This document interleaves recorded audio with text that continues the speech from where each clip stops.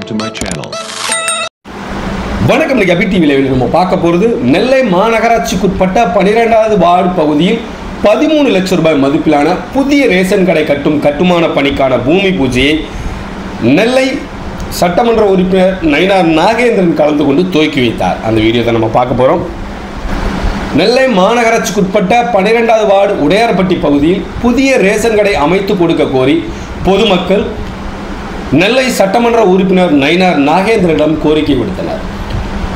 கோரிக்கையின் பேரில் உடனடியாக நடவடிக்கை எடுக்கும் விதமாக தொகுதி வளர்ச்சி நிதியிலிருந்து சுமார் 13 லட்சம் ரூபாய் நிதி ஒதுக்கீடு செய்யப்பட்டு புதிய ரேஷன் கடை கட்டுவதற்கு அனுமதி வழங்கப்பட்டது.